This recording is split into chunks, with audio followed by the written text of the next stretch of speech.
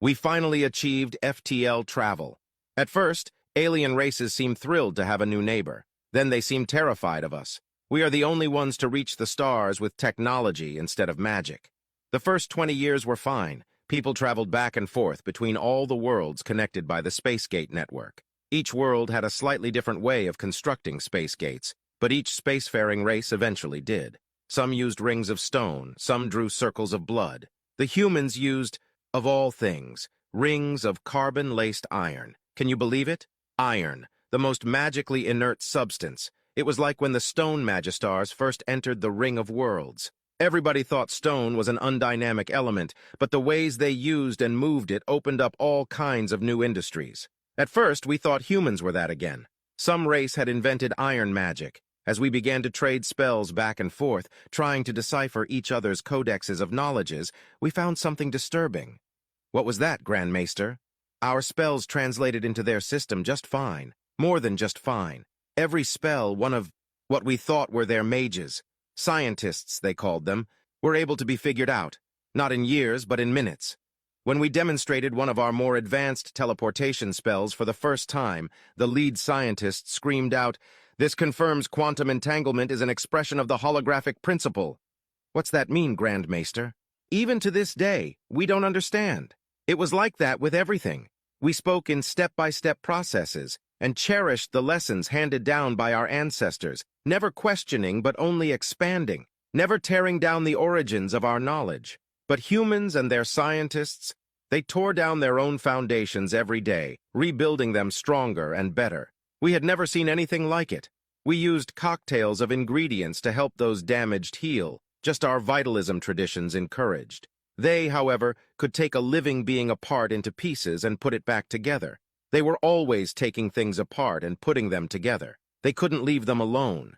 Their appetite to know the inner workings of things instead of just using them was insatiable. I heard they had a device called a atom smasher that could even break down the fundamental building blocks of all worlds to see what they were made of. Everything we did could translate into what they did. They understood the parts. It never worked the other way around, though, not even once. Their solar panels are still a mystery to us. They capture light itself and can move iron chariots with it. So what happened? Why didn't we learn from these great sages that joined the ring?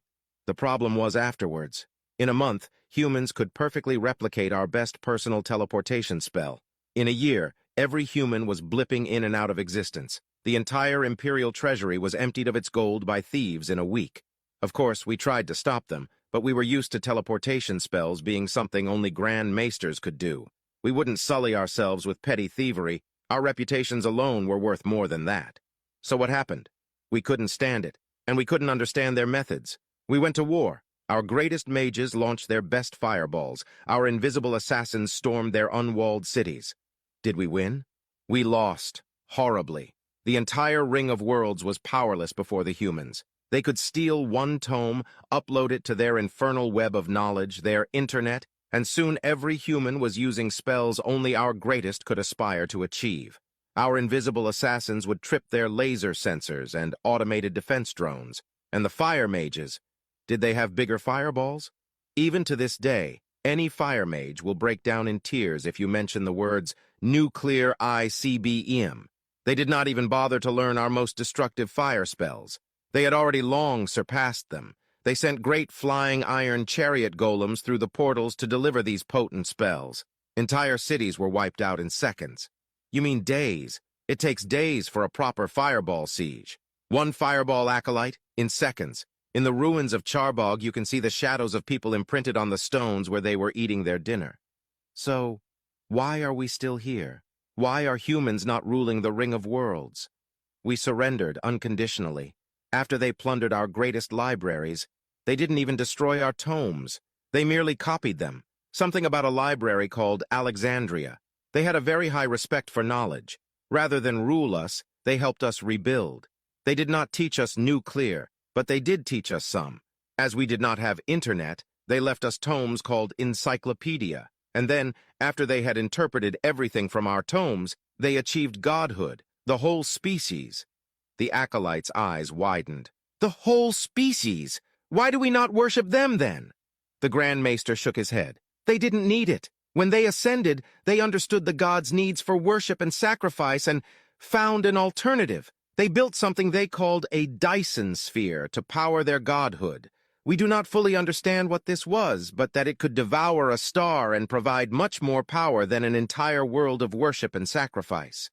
So, they left for good? Not quite. After that, for daring to tread into their domain, the gods declared war on them. So the humans were finally defeated? The gods were, easily.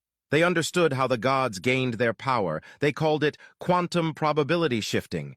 The moment the first human mimicked it, it was over for the gods.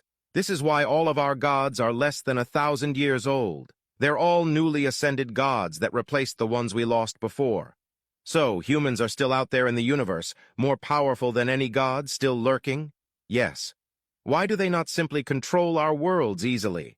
Because they surpassed even the desire for control. They sated that desire with this thing called video games.